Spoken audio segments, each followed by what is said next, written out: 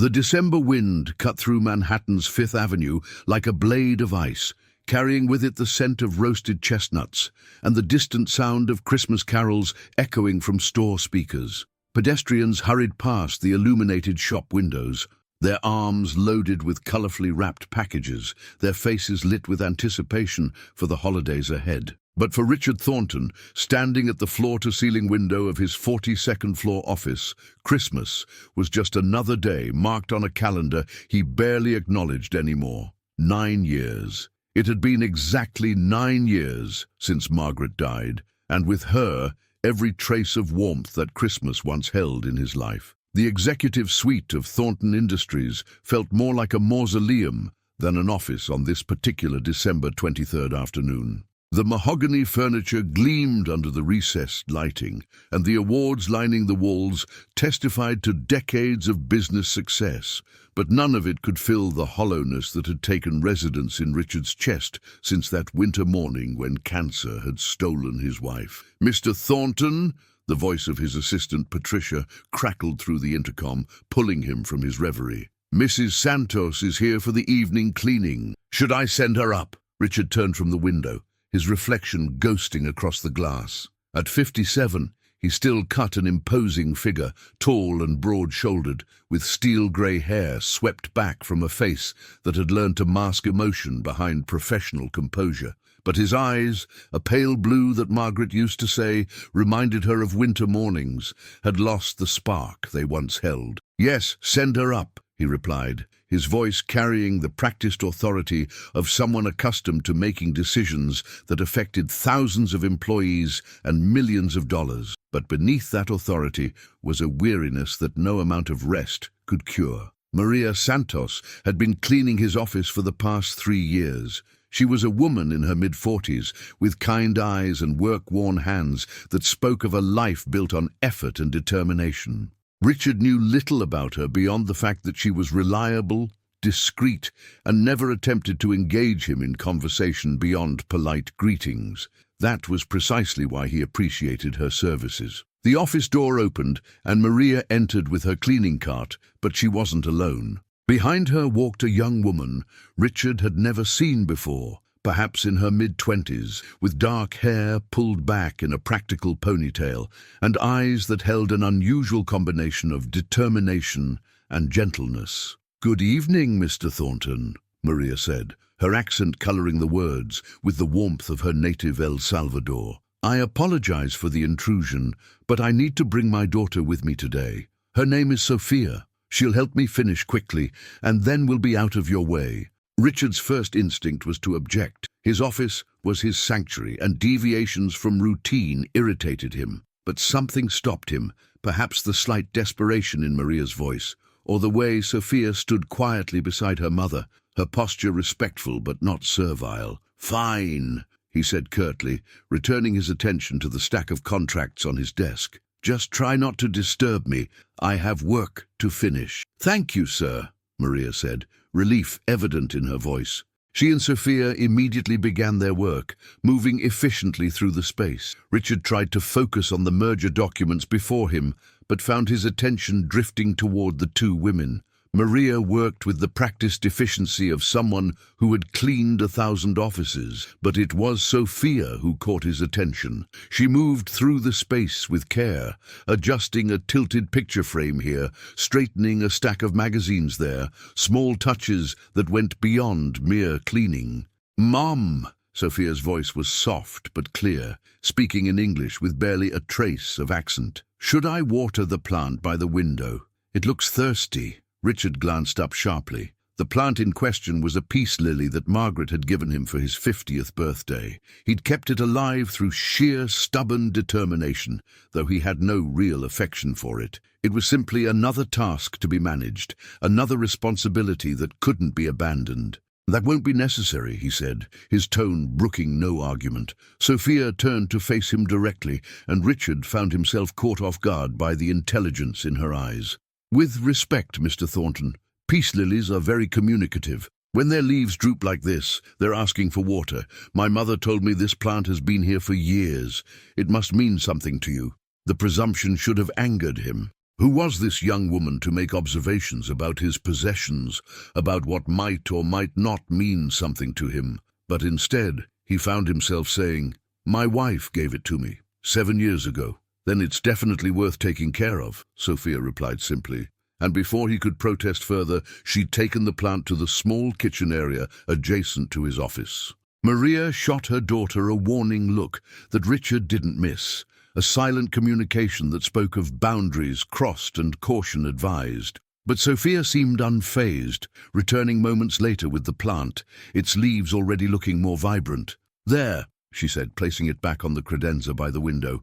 "It should perk up nicely over the next few hours." Richard wanted to dismiss her words, to return to his contracts and his carefully maintained emotional distance. Instead, he heard himself asking, "What do you do, Sophia, besides emergency plant rescue?" A small smile touched Sophia's lips. "I'm a social worker at St. Vincent's Community Center in Brooklyn. I work with families in crisis, helping them navigate housing issues, food insecurity, domestic situations. I'm actually on my way to the center now for our Christmas Eve preparation. We're hosting a dinner tomorrow for families who have nowhere else to go."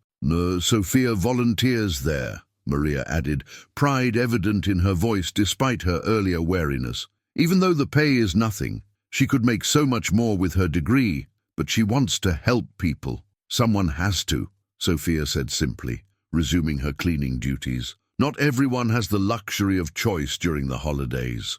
The words hung in the air, not quite an accusation, but carrying weight nonetheless. Richard felt something shift uncomfortably in his chest, a feeling he'd spent 9 years learning to suppress. The next 20 minutes passed in relative silence, broken only by the efficient sounds of cleaning and the muted traffic noise from far below. Richard found himself watching the two women work, noting the easy rhythm between them, the unspoken communication of people who knew each other's movements intimately. It reminded him painfully of how he and Margaret used to move through their home, two parts of a whole that had been fractured irreparably. As Maria and Sophia prepared to leave, Richard surprised himself by standing from his desk. "Wait," he said, reaching for his wallet. He pulled out several $100 bills and extended them toward Maria. "Merry Christmas."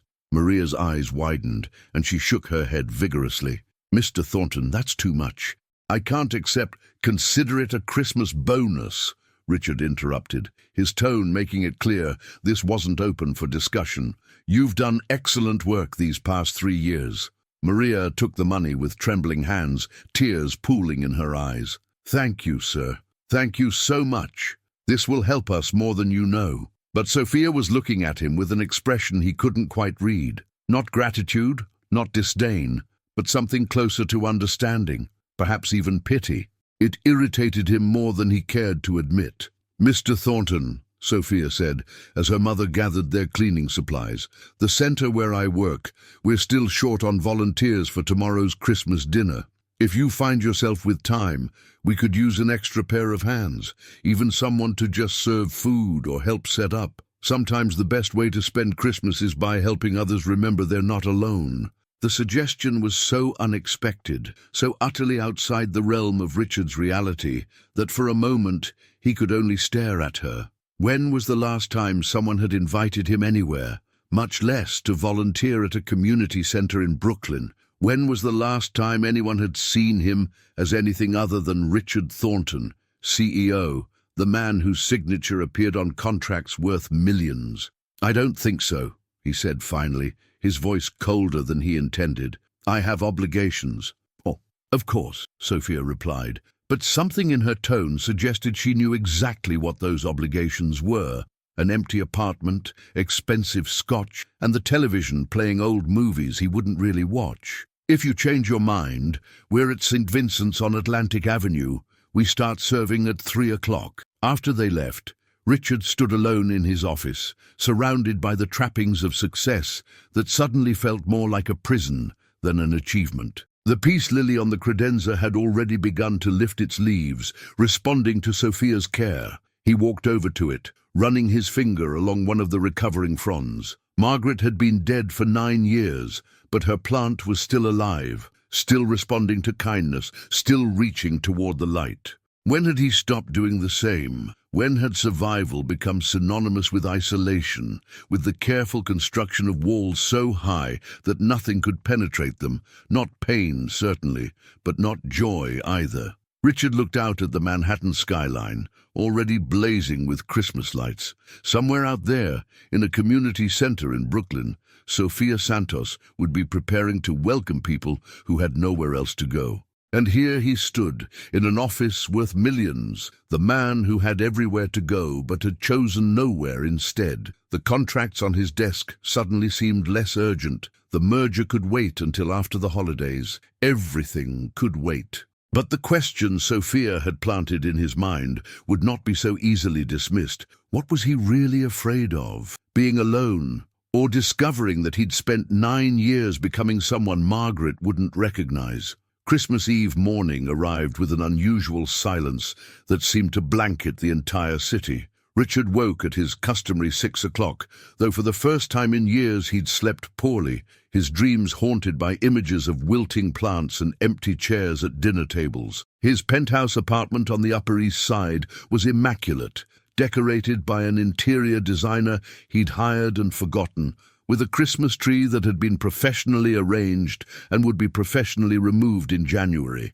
Everything was perfect, sterile, and utterly devoid of meaning. He made his coffee in the gleaming kitchen, standing at the counter rather than sitting at the dining table that could seat 12, but had hosted no one since Margaret's last dinner party a lifetime ago. Through the expansive windows, he could see Central Park dusted with snow, families already gathering for morning walks, children bundled in colorful winter coats that stood out against the white landscape like flowers in a field. The coffee tasted bitter on his tongue, or perhaps that was just the taste of his life lately. Richard checked his phone out of habit. 3 emails from colleagues traveling abroad, 2 from his attorney about the merger, nothing that required his immediate attention. Nothing that required anything from him at all. He thought about Sophia's invitation, dismissed it again as he had a dozen times during the sleepless night, and then found himself pulling up his laptop anyway. St. Vincent's Community Center,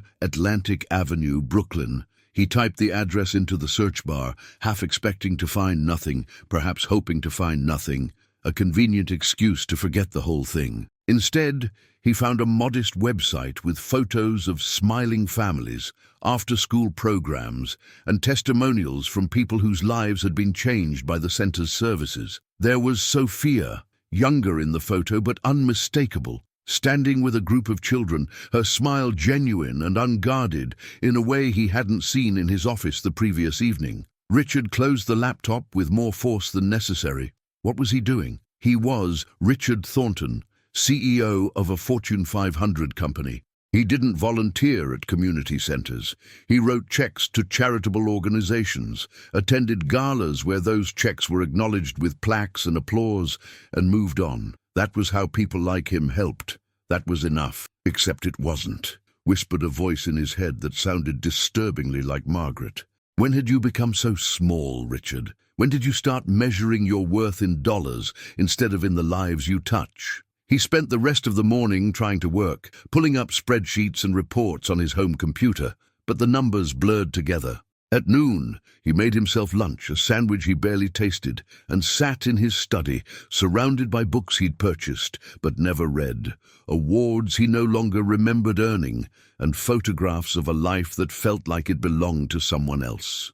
The photo on his desk showed him and Margaret at their 20th wedding anniversary party, her head thrown back in laughter at something he'd whispered in her ear, his arm around her waist, both of them radiant with the kind of joy that comes from being truly known by another person. He picked up the frame, studying it as if it were a fossil, evidence of an extinct species of human he used to be. "What would you do?" he asked the photograph, his voice rough in the empty room. "You'd go, wouldn't you?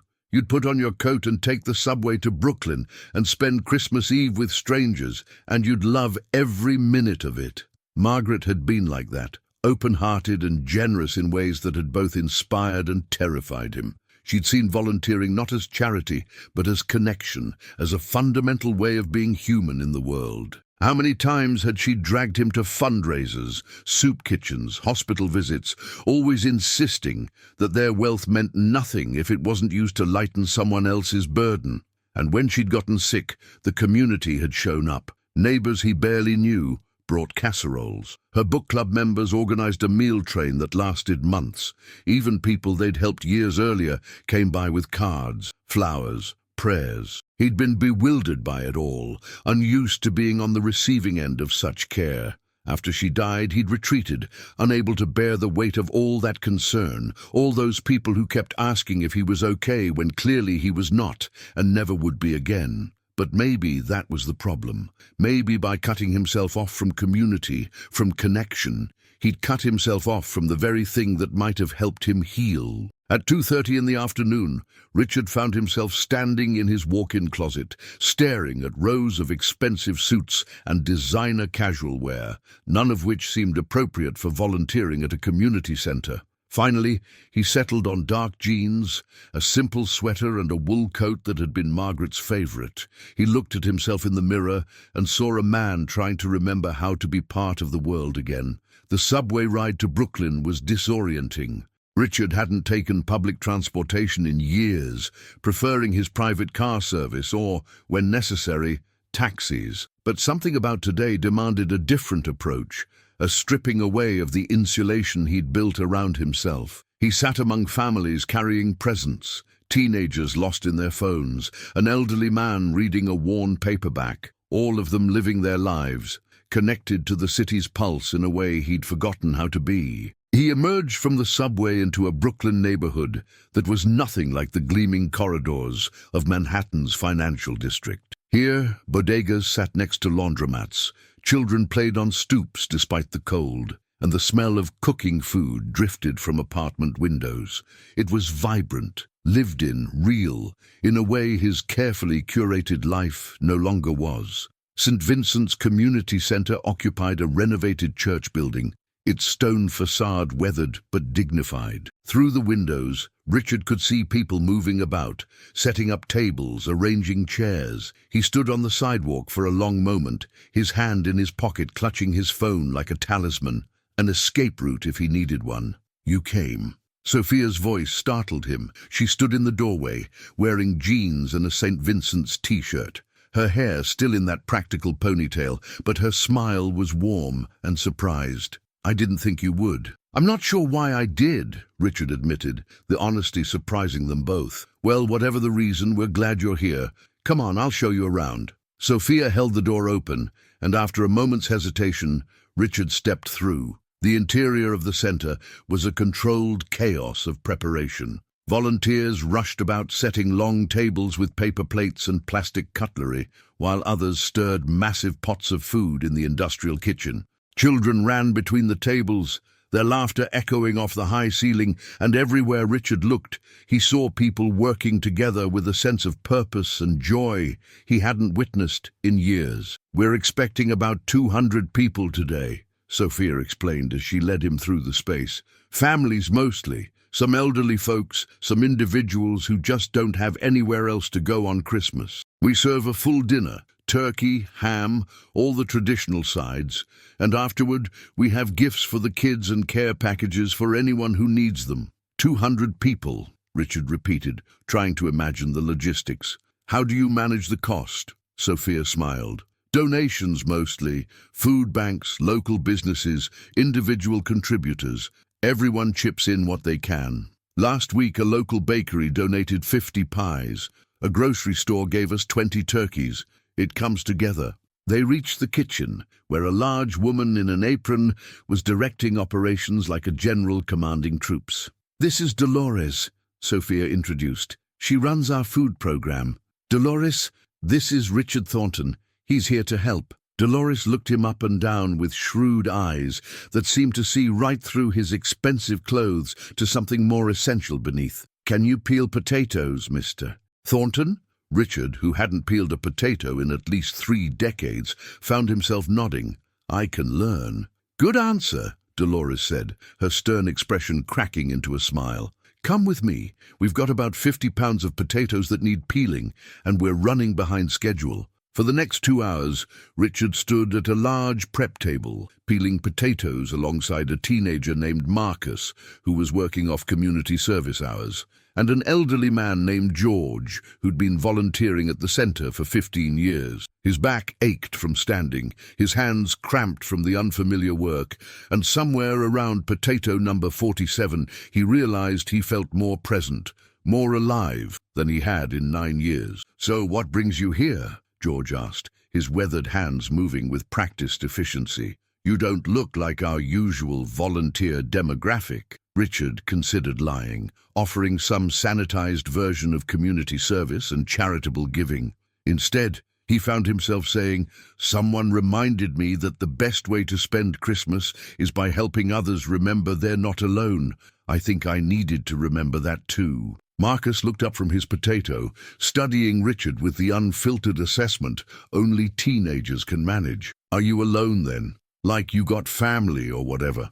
"My wife died 9 years ago," Richard said, the words easier than they'd been in a long time. "No children. I have colleagues, business associates, but not much family." "That's rough, man," Marcus said with genuine sympathy. "My mom died 3 years ago. Cancer. It sucks." "It does," Richard agreed, and in that simple exchange he felt something shift, a recognition that suffering was not unique to him, that loss was the universal human experience, and isolation was a choice he'd made, but didn't have to keep making. When the potatoes were finally finished, Dolores put Richard to work, setting up the dining area, arranging chairs, folding napkins, and transforming the utilitarian space into something that resembled, however modestly, a celebration. Sophia worked nearby, hanging decorations and chatting easily with everyone she encountered, remembering names, asking about family members, offering encouragement and genuine warmth. Richard watched her move through the space like a conductor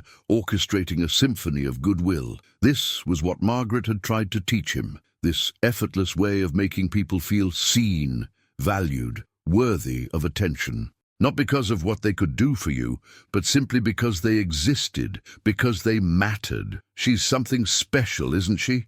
Maria appeared beside him, carrying a box of centerpieces. He hadn't even known she would be there, but of course she would be. This was clearly a family affair. "Your daughter is very dedicated," Richard said carefully. "She gets it from her father," Maria replied, a shadow crossing her face. "He died when Sophia was 16. He worked construction, always helped anyone who needed it, never saved any money because he was always giving it away. I used to get so angry with him about that. Now I see he taught her something more valuable than money. He taught her how to live." Before Richard could respond, the front doors opened and people began streaming in. Families with children bundled in winter coats, elderly individuals moving carefully with walkers or canes, young couples holding hands, single adults with hollow eyes that spoke of hardship and struggle. They filled the space with a nervous energy. Some greeting Sophia and the other volunteers like old friends,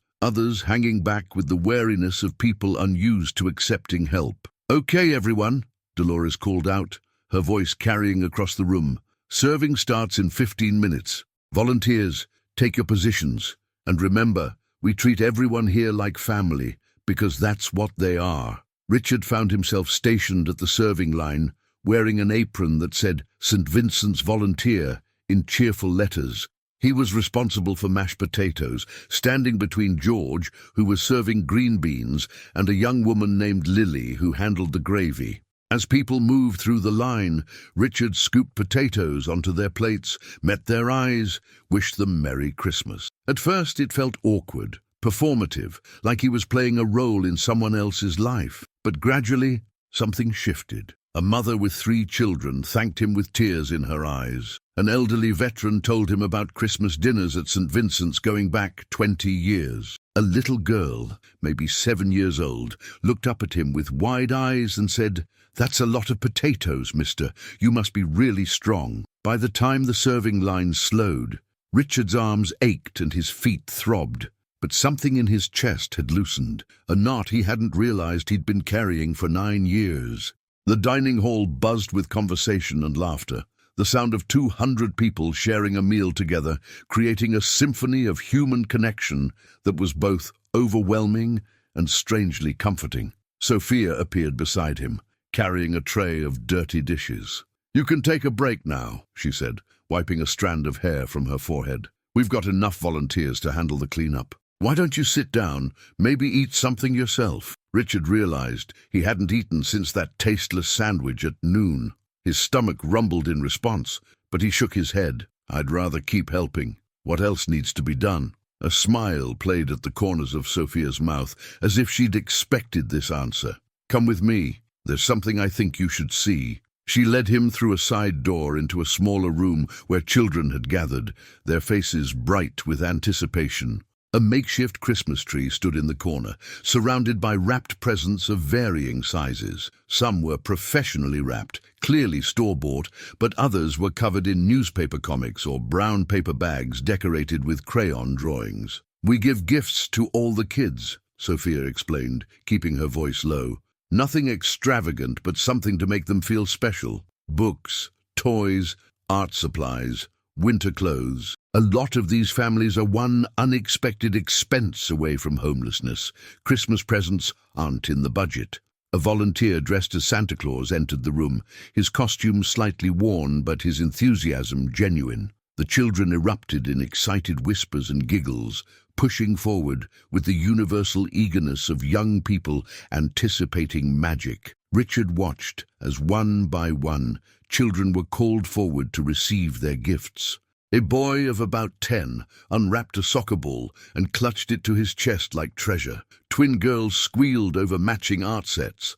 A teenager tried to act cool about receiving a gift card and new headphones, but Richard saw the way his hands trembled as he opened the package, the way his eyes shone with grateful tears he was too proud to shed. But it was a little girl, maybe 8 years old, who captured Richard's attention completely. She sat alone at the edge of the group, wearing a threadbare coat several sizes too big and shoes that had seen better days. Her face was solemn, watchful, as if she'd learned early not to expect much from life. "That's Emma," Sophia said softly, following his gaze. "She and her mom are staying at the women's shelter 2 blocks from here. They left an abusive situation about 3 months ago. Her mom works 2 jobs trying to save enough for a security deposit on an apartment, but it's slow going. Emma's had to grow up fast." As Richard watched, Santa called Emma's name. She approached cautiously, accepting her gift with a quiet "thank you" that spoke of careful manners and practiced politeness. She returned to her seat and slowly unwrapped the package,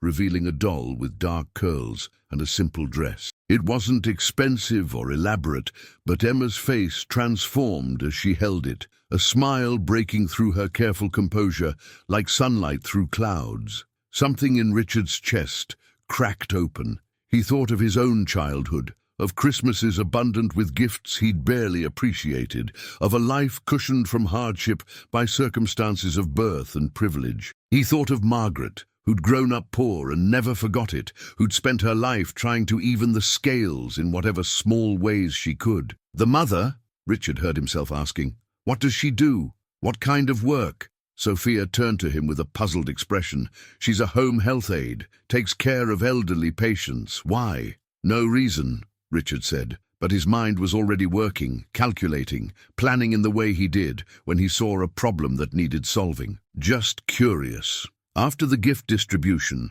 Richard helped fold chairs and break down tables, working alongside volunteers who joked and laughed together with the ease of old friends. He learned that George was a retired teacher who'd lost his wife to Alzheimer's 5 years ago and found purpose in service. Dolores had been homeless herself once and never forgot the kindness of those who'd helped her back on her feet. Marcus was hoping to get into community college but needed to finish his GED first. Each person carried their own story, their own scars and triumphs, and each had chosen to spend their Christmas Eve making sure strangers felt less alone. Richard felt humbled by their generosity, shamed by the years he'd spent building walls instead of bridges. As the evening drew to a close and the last families departed with their care packages, Sophia gathered the remaining volunteers in a circle. "I want to thank everyone for making today possible," she said, her voice carrying the weight of genuine emotion. "What we did here matters. We fed people, yes, but we also reminded them that they're part of a community, that they haven't been forgotten. That's worth more than any meal. The volunteers murmured agreement, and Richard felt something unexpected. Pride. Not the hollow achievement pride of closing a business deal or exceeding quarterly projections, but the deeper satisfaction of having done something that mattered to people whose names he might never remember, but whose humanity he'd acknowledged, if only for an evening. As people began dispersing, pulling on coats and saying their goodbyes, Richard lingered, helping Sophia stack the last of the chairs. Maria had already left with a group of volunteers who lived in her neighborhood, leaving her daughter to lock up. "You surprised me today," Sophia said, breaking the comfortable silence that had fallen between them. "When you walked in, I thought you might last an hour before making an excuse to leave, but you stayed the whole time, and you actually seemed to care." "I did care," Richard said, surprised by how much he meant it. "I do care. I'd just forgotten how." Sophia studied him with those intelligent eyes that seemed to see more than he was comfortable revealing. "Can I ask you something personal, Mr. Thornton?" "Richard," he corrected. "And yes, ask. Why did you really come today? I don't think it was just because I invited you." Richard sat down on one of the stacked chairs, suddenly exhausted in a way that had nothing to do with physical labor. "My wife died 9 years ago. Cancer. We were married for 23 years, and then one day she was gone, and I didn't know how to be a person without her, so I stopped trying. I buried myself in work, built walls, convinced myself that being alone was the same as being safe." He paused, gathering his thoughts. "Yesterday, when you and your mother came to my office, I saw something I'd forgotten existed. I saw people who cared about each other, who moved through the world with purpose beyond just surviving. And when you invited me here, I wanted to say no.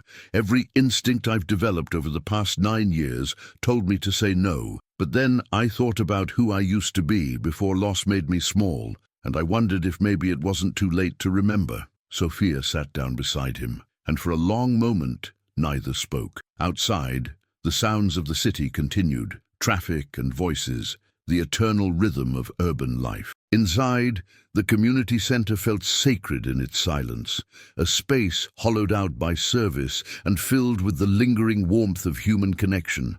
"It's not too late," Sophia said finally. "I see people every day who've been broken by life, who've lost everything, and still find the strength to rebuild. If they can do it with nothing, you can do it with all your resources and advantages. But you have to decide that connection matters more than protection, that the risk of being hurt again is worth the possibility of being whole." "You sound like my wife," Richard said, a sad smile touching his lips. "She used to tell me I thought too much and felt too little, that I needed to stop treating life like a business negotiation and start treating it like an adventure. She sounds like she was wise." "She was. I didn't deserve her, but she chose me anyway. And when she got sick, I promised her I wouldn't shut down, that I wouldn't let grief turn me into someone she wouldn't recognize. I broke that promise." Sophia stood, extending her hand to help him up. "Then keep it now. It's Christmas, Richard, the season of second chances and new beginnings. Maybe that's not just religious symbolism. Maybe it's a reminder that we can always choose to start over, to become the people we're meant to be." They walked to the door together, Sophia turning off lights as they went. Outside, snow had begun to fall, large flakes drifting down to coat the Brooklyn streets in white. The neighborhood had taken on a hushed quality, as if the entire city was holding its breath, waiting for Christmas morning. "Where do you go from here?" Sophia asked as she locked the center's doors. "Back to Manhattan? Back to your empty apartment and expensive scotch?" Richard smiled at her perception. "Actually, I was thinking about taking a walk. I haven't walked through the city on Christmas Eve in years. Would you like to join me?" Sophia hesitated, and Richard could see her weighing the appropriateness of spending more time with him, the professional boundaries she probably tried to maintain.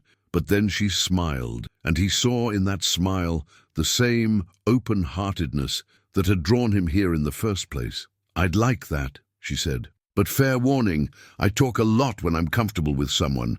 You might regret the invitation." "I doubt that," Richard replied, and meant it. They walked through Brooklyn's snow-dusted streets, past brownstones glowing with Christmas lights, corner stores closing early for the holiday, and churches preparing for midnight mass. Sophia told him about her work at the center, the families she helped, the systemic problems that kept people trapped in cycles of poverty despite their best efforts. She spoke with passion and intelligence, but also with compassion, never reducing people to statistics or case studies. Richard found himself sharing things he hadn't spoken about in years, his early struggles building his business, his fears of failure, the imposter syndrome that still plagued him despite decades of success. He told her about Margaret's cancer, the long months of treatment and hope, the devastating moment when the doctors said there was nothing more they could do. "I held her hand when she died," he said, his voice rough with emotion.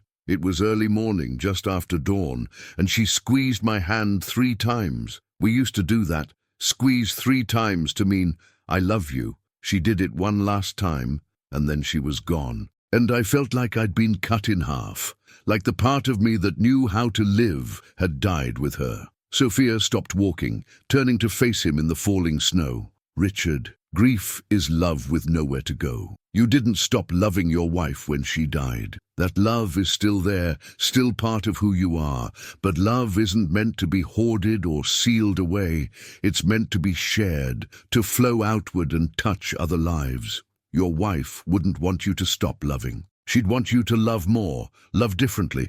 Let that love remake the world in small ways." Tears froze on Richard's cheeks, and he didn't bother wiping them away. "How did you get so wise at 25? "I'm 27, Sophia corrected with a gentle smile. "And I'm not wise. I just learned early that life is short and unpredictable, and the only thing that matters is how we treat each other. My father taught me that. He died when I was 16, left us with nothing but debt and a community that showed up to help, because he'd spent his life showing up for them. That's his legacy, not money or success, but the web of care he created that caught us when we fell." They continued walking, their conversation flowing from deep to light and back again, the kind of talk that happens when 2 people recognize something essential in each other. Richard learned that Sophia loved old movies, especially anything with Katharine Hepburn, that she'd wanted to be a doctor but couldn't afford medical school, that she read poetry late at night when she couldn't sleep, finding comfort in language that captured feelings too complex for ordinary words. They ended up at a 24-hour diner in Park Slope, one of those quintessentially New York establishments with cracked vinyl booths and fluorescent lighting that somehow felt more welcoming than any 5-star restaurant Richard had visited in years. The place was nearly empty on Christmas Eve, just a tired-looking waitress behind the counter and an elderly couple in a corner booth holding hands across the table. "Coffee?" the waitress asked as they slid into a booth by the window, where they could watch the snow continue its gentle assault on the city. "Please," Sophia said, "and maybe some pie. What do you have left?" "Apple, cherry, and 1 slice of chocolate cream that I've been saving for someone special," the waitress said with a wink. "We'll take all 3, Richard said, pulling out his wallet, "and 2 forks for each." The waitress raised an eyebrow but didn't comment, disappearing into the kitchen with their order. Sophia laughed, a sound that reminded Richard of wind chimes, light and unexpected. "3 pies, Richard. After serving mashed potatoes for 4 hours? I haven't had diner pie in probably 20 years, he admitted. "Margaret and I used to come to places like this when we were first married, before the business took off. We'd order pie and coffee and talk for hours about our dreams, our plans. Somewhere along the way, I forgot about simple pleasures. Everything became about appearances, about maintaining an image." "And what image is that?" Sophia asked, genuine curiosity in her voice. "The successful executive? The man who has everything under control? The widower who's handling his grief with dignity and composure?" Richard's voice carried an edge of bitterness. "I've spent 9 years performing that role so convincingly that I almost believed it myself. Almost convinced myself that I was fine, that I'd moved on, that I didn't need anything or anyone." The waitress returned with 3 generous slices of pie and 2 cups of coffee so strong Richard could smell it from across the table. They ate in comfortable silence for a few moments, and Richard discovered that diner pie tasted exactly like memory, sweet, a little imperfect, and utterly satisfying. "So what happens now?" Sophia asked, setting down her fork. "Tomorrow you go back to Manhattan, back to your office and your penthouse and your carefully controlled life. Does today become just a nice memory, or does something change?" It was the question Richard had been avoiding all evening, the one that sat at the center of everything that had happened since Sophia had walked into his office with her mother. What did happen now? Could a single day of service and honest conversation really change a life built on 9 years of careful isolation? "I don't know," he said honestly. "Part of me wants to believe that everything's different now, that I've had some kind of revelation and tomorrow I'll wake up as a new person. But the truth is, I'm terrified. Terrified of opening up again and getting hurt. Terrified of caring about people who might leave. Terrified that I've forgotten how to be anything other than alone." Sophia reached across the table and covered his hand with hers, the gesture simple but profound. "Fear is normal, Richard. Fear means you're still alive, still capable of feeling. But you can't let fear write your story. You have to decide what kind of life you want to live, and then you have to be brave enough to live it, even when it's scary." Richard looked down at their hands, hers small and warm over his, and felt something shift fundamentally inside him. This wasn't romance. Sophia was young enough to be his daughter, and he was old enough to recognize the difference between attraction and recognition. What he felt was simpler and more profound, the possibility of friendship, of connection, of mattering to someone beyond what he could provide or accomplish. "Tell me something," he said. "That mother at the center today, Emma's mother, you said she works as a home health aide. What are the chances she could use a different kind of work, something with better pay and benefits?" Sophia's eyes narrowed slightly, her social worker instincts clearly activating. "Why do you ask?" "Because I own a company with 3,000 employees, and we're always looking for good people. We have entry-level positions in our corporate services department, facilities management, food services, administrative support. They come with full benefits, including childcare assistance and tuition reimbursement. If she's interested and qualified, I could make sure her application gets proper consideration." "Richard," Sophia said carefully, "that's generous, but I need to make sure you understand something. Emma's mother, her name is Jessica, and she's an incredibly proud woman who's working hard to rebuild her life. She won't accept charity, and she won't take a job she hasn't earned." "I'm not offering charity," Richard said firmly. "I'm offering an opportunity. She'd still have to interview, still have to prove she can do the work, but I can make sure her application doesn't get lost in the system, that someone actually looks at her qualifications and her experience.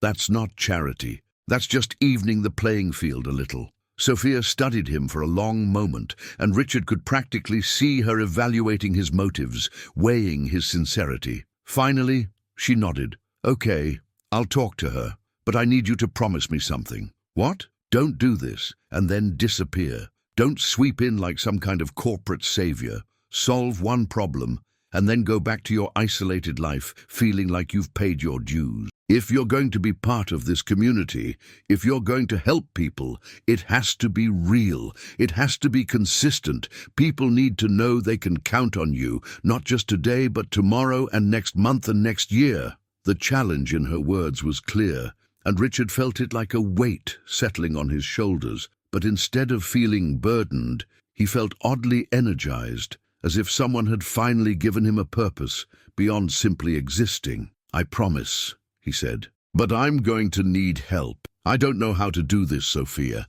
I don't know how to be part of a community or how to help people in meaningful ways. I know how to write checks and make decisions in boardrooms, but this is different. I need someone to teach me." A slow smile spread across Sophia's face. "Are you asking me to be your guide to being a decent human being?" "I suppose I am," Richard admitted, surprising himself with a laugh. "Though when you put it that way, it sounds rather pathetic." "Not pathetic," Sophia corrected. "Honest, and honesty is always a good place to start." They finished their pie and coffee as the snow continued to fall outside, transforming Brooklyn into something magical and new. Richard found himself talking about ideas he hadn't even known he had, starting a scholarship fund for families at St. Vincent's creating internship opportunities at his company for young people trying to break into corporate America, maybe even volunteering regularly at the center instead of just making donations from a distance. "You know what strikes me," Sophia said as they finally prepared to leave, pulling on their coats against the cold. "You've spent 9 years convinced that you lost everything when your wife died. But maybe what you actually lost was just a sense of direction. You're still here, Richard. You're still capable of caring, of connecting, of making a difference. You just forgot for a while." Outside, the street was deserted, the city finally sleeping on this holiest of nights. Richard pulled out his phone to call his car service, then stopped, looking at Sophia. "Can I ask you something?" he said. "When you invited me to volunteer today, did you expect me to show up?" Sophia smiled, adjusting her scarf against the wind. "Honestly, no. I thought you were exactly what you appeared to be, a wealthy executive who'd lost touch with everything that matters. But there was something in your eyes when you looked at your wife's plant, something that made me think maybe there was still a person in there, buried under all that grief and isolation. I'm glad I was right." "So am I," Richard said softly. They stood there for a moment, two people from completely different worlds who'd somehow found a connection in the midst of a Brooklyn Christmas Eve. Richard knew that when he woke up tomorrow, today actually, as midnight had come and gone while they talked, his life would still be complicated. He'd still have his grief and his fears and his long-established patterns of avoidance, but he'd also have something new, possibility. "Merry Christmas, Sophia," he said, and meant it more than he'd meant those words in 9 years. "Merry Christmas, Richard," she replied, giving him a quick hug that felt both casual and significant. "I'll see you at the center next week. We have after-school programs Monday through Friday. We could always use help with homework or just someone to listen to kids talk about their day." "I'll be there," Richard promised, and this time he knew he'd keep it. He watched her walk away toward the subway station, her figure growing smaller in the falling snow until she disappeared around a corner. Then he finally called his car service, giving them an address in Brooklyn rather than Manhattan. 20 minutes later, Richard stood outside St. Vincent's Community Center again, looking up at the old church building that had become a sanctuary for people who needed to know they weren't forgotten. Through the windows, he could see the darkened hall where they'd served dinner hours earlier, the space now empty but still holding the echoes of laughter and connection. He pulled out his phone and opened his email, finding the message from his attorney about the merger that was supposed to close after the holidays. It was a good deal, one that would make his company even more profitable, expand their market share, all the things that usually excited him. But looking at it now, after the day he'd just experienced, it felt hollow, like moving numbers around on a spreadsheet that measured nothing that actually mattered. Richard started typing, his fingers cold but steady in the winter air. "James, regarding the consolidated merger, I want to add a clause requiring the combined company to commit 0.5% of annual profits to community development programs in underserved neighborhoods. Non-negotiable. If they won't agree, walk away from the deal. Best, Richard." He hit send before he could second-guess himself, then opened a new message to his assistant. "Patricia, please clear my calendar for Monday afternoons indefinitely. I'll be volunteering and won't be available. Also, I need you to research scholarship funds and corporate mentorship programs. We're going to start something new. Details to follow. Enjoy your Christmas." The car arrived, and Richard slid into the warm interior, giving the driver his Manhattan address. As they pulled away from Brooklyn, he watched the neighborhood roll past. The brownstones with their Christmas lights, the corner stores locked up for the night, the sleeping city that had somehow woken him up. His phone buzzed with a text from Sophia. "Thank you for today. You made a difference. That matters more than you know." Richard smiled, typing back, "Thank you for reminding me how to be human. See you Monday." When he arrived home, his penthouse apartment looked different somehow, the expensive furniture and designer decorations suddenly seeming less like achievements and more like set pieces in a play he'd been performing. But instead of depressing him, the realization felt freeing. He could change the set, rewrite the script, become someone Margaret would recognize again. He walked to the window overlooking Central Park, the same view he'd stared at that morning when the day had stretched before him, empty and meaningless. Now the park was blanketed in white, and the first hints of dawn were beginning to lighten the eastern sky. Christmas morning was arriving, bringing with it all the promise of renewal and rebirth that the season symbolized. Richard picked up the photograph of him and Margaret from his desk, studying her laughing face, remembering the woman who'd loved him despite his flaws, who'd seen potential in him he'd forgotten existed. "I'm going to try," he told her picture, his voice steady in the quiet apartment. "I'm going to try to be the person you believed I could be. I'm going to stop hiding and start living. I'm going to let people in again, even though it terrifies me.